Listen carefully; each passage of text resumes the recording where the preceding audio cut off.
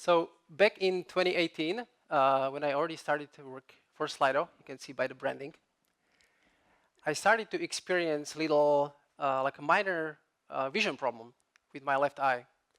And it was very subtle. And I remember that very vividly. It was in a time when it was February, and it was pretty cold. Little bit like right now I'm here over. And there were two key moments that happened at the very same time. One of them was actually the launch of the Falcon Heavy. I'm not sure if some of you remember, do you? When the Falcon Heavy was launched? So it was at the very exact same time. And the second one was, this was very private. Second one was the birthday actually of my daughter in the middle. I have 3 kids now. We were just 4 at the time. And she was just 2. And that minor problem, I decided I'm going to check with the doctor. After 2 days, literally after the party, I went to see the doctor. And she used these technologies to stare at my eye. And after examining my eye for about 15 minutes, she said the sentence that I will never forget. She said, "Everything's perfect with your eye. It must be something more serious." And I didn't know if I'm supposed to laugh or not, but it was a little bit funny at the time. But she sent me to the hospital. And in the hospital, after all these examinations, they concluded in that very same day, which is pretty quick, that I have a multiple sclerosis, which is an autoimmune disorder that impacts, you can see by the picture, the brain. And depending on what part of the brain impacts, it can cause that you might be wheelchaired, you might have a speech problems, you can have a vision problems, you can have other problems, like depending on what part of the brain is kind of impacted. And so they told me that I'm supposed to stay in a hospital. So I expected, like it's going to be like this. But actually, it looked like this. Because it was Friday, it was 9 p.m. when I went into the room. So what a great start of the weekend, right? So after several months, I started to take these beautiful pens. What a great design. I'm not sure if Alex is here from the design team. But the pen, it was actually injection. And it was very well designed. I was admiring it when I got it, like from product perspective. I was a product guy back then. And I was supposed to inject myself into the knee every 2 weeks. And I did, because that was like the advice I got. And I didn't know what to do. So I was waiting every 2 weeks for the click when that green thing changed into that checkbox. And this is actually how I felt after every 2 weeks. I was lying in the bed, completely like devastated. I couldn't really do anything. Like I remember my kids were running around my bed. And I've told to myself that, hey, like, is this seriously like how I'm going to be like living from now on? And I remember also that it felt like having COVID. Some of you maybe might have experienced COVID. So it felt like having COVID every 2 weeks. And I know Manyo very young right now. I remember sometimes on Monday when I still felt some symptoms, we had a morning stand-up with Manyo and with the team, and it was a little bit tough for me, but at the same time, like that work kind of allowed me to switch a little bit the context and forget about the weekend. So I was pretty much pissed, to be honest. Like I couldn't imagine, like what the future will bring. So I started to reading, and there are so many literature, there's so many resources. I spent every single minute commuting, listening to some sort of a podcast, because I was organizing the TEDx events. I could tap into that power of various presentations. And I went to the TED.com website. You guys familiar with the TED.com? So I went there, like excited, I'm going to find something. You know how many videos I found?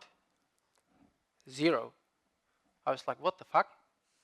There must be someone already who figured it out. But then I was like, hey, I'm organizing TEDx events. Like there must be some TEDx organizer who already, figured something out. So I went to YouTube instead, because back then, like these videos were not uploaded to the main official website, and I found so many resources. So that's what I was doing. I was watching all these talks, all these people, success stories, like who were able to somehow figure this out. And I actually decided I'm going to design my own El Capitan. I didn't know it back then, but that's what I remember that I was doing. And there were these builder problems, as Pali called them, and common. And my aspiration, similar to Slido, Slido inspires to have these great meetings. I was inspired, like my aspiration was to have a long life without the medications after that experience in the end. And this is what I found in all these books and resources, what the people were sharing. So I started to change my diet, sleep, I was sporting more, relationships. I was paying more attention to the environment, like how much sunlight I'm supposed to draw today in the evening, if I'm not exposed too much. But there was one thing missing on that El Capitan strategy, and that was actually the mindset. And this is what I want to talk about today. So I realized in order to achieve all these changes, because there was like a lot of changes I wanted to implement in my life, I had to really start working on my mindset so I can keep going long term. And that's how I found journaling. So this is how the story ends. And let's talk about journaling. So before I get into details, I want to just quickly have a pulse check. How many of you are journaling right now? Maybe some of you do. How many of you would like to try, but you never did? And how many of you never tried?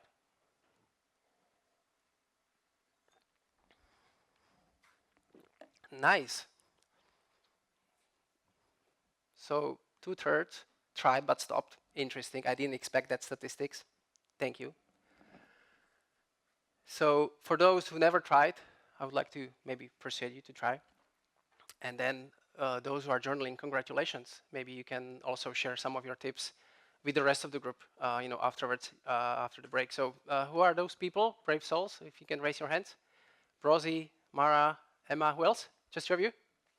Okay, nice. So it turns out it's actually perfect timing to talk about journaling, because Apple is going to be releasing the app. I think they say they might be postponed a little bit, but this is the news I got some time ago. They're supposed to be releasing journaling app with the iOS 17, which is coming in September, which is coincidentally this month. But also, there were other people throughout the history that were journaling, like they're great minds of our time, Albert Einstein, the guy in the middle, Mark Twain, or the Leonardo da Vinci. They use the journaling to capture their thoughts, feelings. There are some of their ideas so they can reflect on those and also get some inspiration from themselves in the future.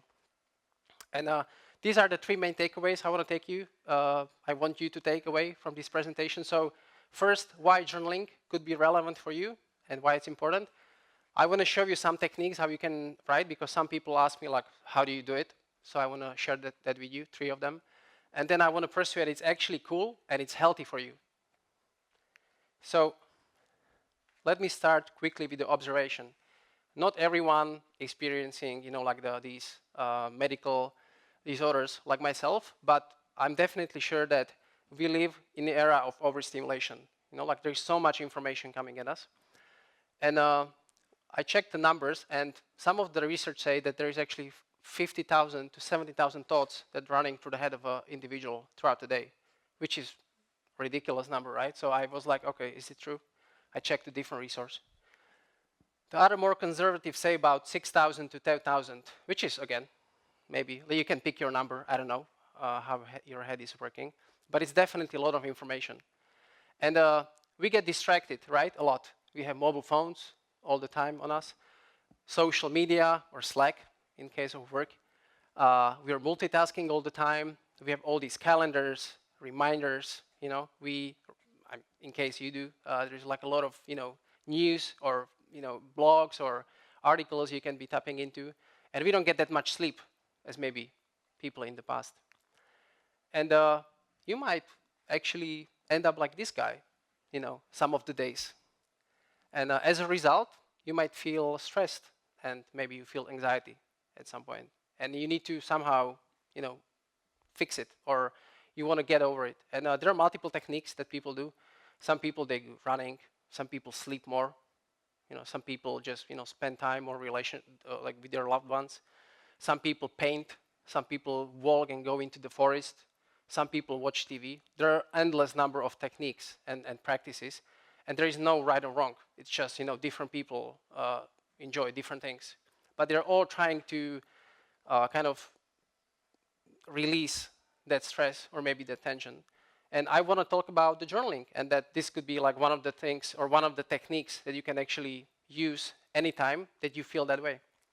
So what is journaling? It's simply writing down your thoughts and feelings so you can observe and understand them better. And there are actually many benefits that people report over time. So one of them is, you get more happiness. Some people report that they're more healthy, more inspiration.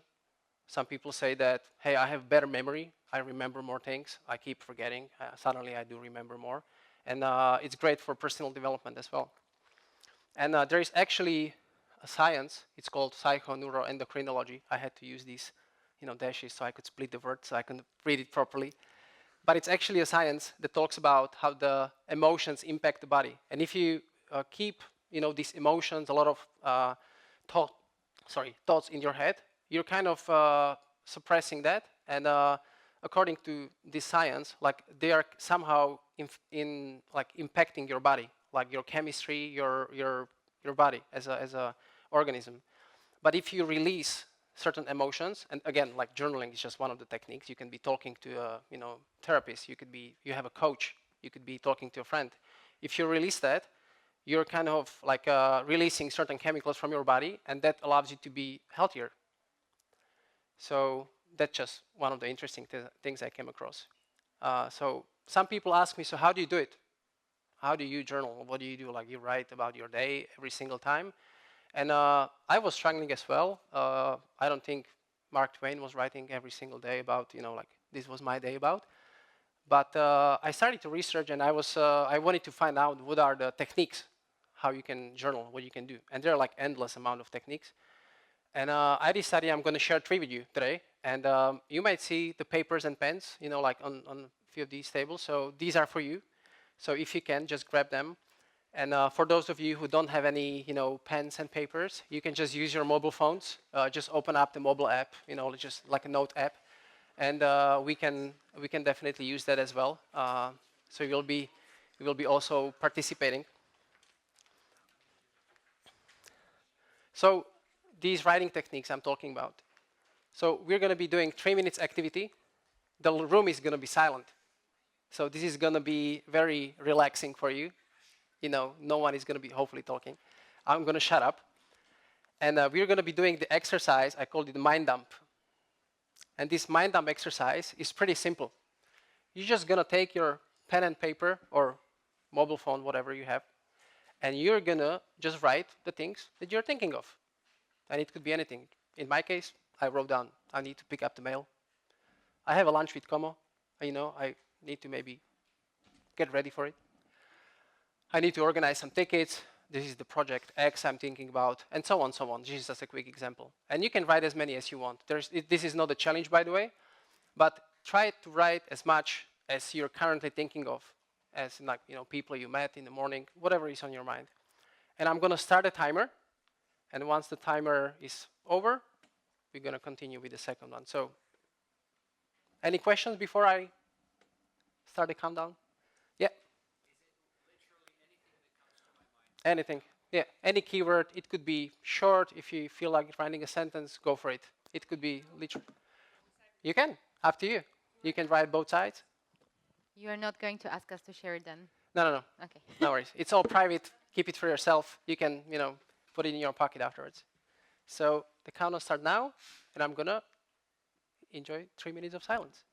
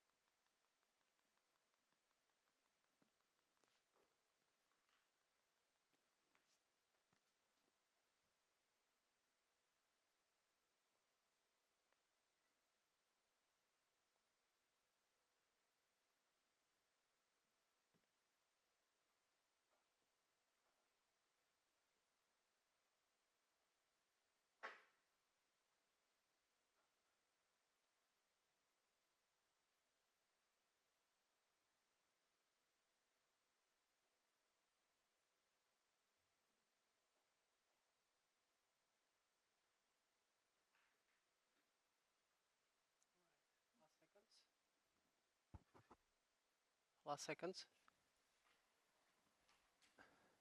All right. So thank you for that. In the next exercise, I wanted to ask you to count the number of them. But this is really for you. You don't have to even vote. I was checking the time. I'm a little bit over time. So I'm going to be moving forward. But different people experience different things. Some people capture just a few. Some people capture over 30. There are like a lot of things going on. And this exercise allows you to externalize your thoughts. Just look at them from the higher perspective. See what's relevant. See what's important. You can circle things you want to focus on. You can spot immediately the things that maybe are not that relevant to you. So it's pretty powerful. It's quite simple. You can literally do it for 5 minutes, for 10 minutes. If you have a minute, you can do it for a minute. So I'm just going to quickly move. There are 2 more techniques. They're super quick. They're easy. Another one is 1 line a day. This is an exercise where you actually start with a prompt. You can pick a prompt, whatever it is. And every day, you spend 10 seconds, and you write whatever answers that prompt. So it could be, I'm grateful for meeting my 270 plus colleagues today. Or it could be, I had a warm lunch, which was great. Or it could be a morning cup of coffee that you enjoyed with someone. Or it could be just a little thing, like talking to a stranger on a bus. So this is very, not time-consuming exercise where can you practice gratitude, thinking about things you like, you enjoy. But there are other things, There are other things like, and this is the third technique, which I'm going to close with, where you can actually design your own prompts that can trigger what you're going to be talking about and writing about. So, for example, what gave you the most energy today? So you don't really have to think about, okay, what I'm going to be writing today. You can already have a pre-prepared prompts that can trigger some of your responses. Sometimes you write a paragraph, sometimes you write about 2. Sometimes you don't like a prompt, you just write about your day. It could be, that simple. So these are 3 techniques. If you're interested in more, there is a survey poll running right now in the background. So please evaluate, like this presentation. And I'm going to send you, for those who leave me the Slack handle at the end, I'm going to send you the 15 plus techniques because I actually have a blog about journaling. So I figured that maybe I'll share with you some resources that you might also enjoy. So to close, we are living in an era of overstimulation. Journaling could be one of the ways to approach it. There are many benefits, more happiness, stronger health, better memory, better, development, personal development, more inspiration. And these are the 3 techniques that you experience: the mind dump, very quick 3 minutes exercise, 1 line a day, and then the last, the prompts, where you can actually have these prompts ready so you can answer them. So journaling is very easy. It's free. Everyone can do it. You can do it anytime. You don't have to pay to anyone. You don't have to talk to anyone. And it's a very powerful technique. And if you remember my El Capitan, it was really one of the key components that enabled me to actually work on multiple of these steps throughout the journey. Thank you, timer.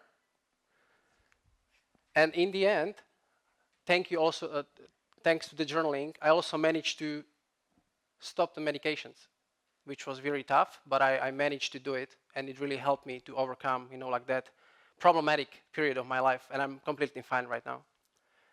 So I would like to close with this quote. This is the Anne Frank. She was a Jewish girl that was hiding under the Nazis' persecution during the Second World War. She unfortunately died of a typhus in a death camp, but her father survived. And he published her journals afterwards. And this is what she wrote. I can shake off everything as I write. My sorrows disappear, and my courage is reborn. Thank you.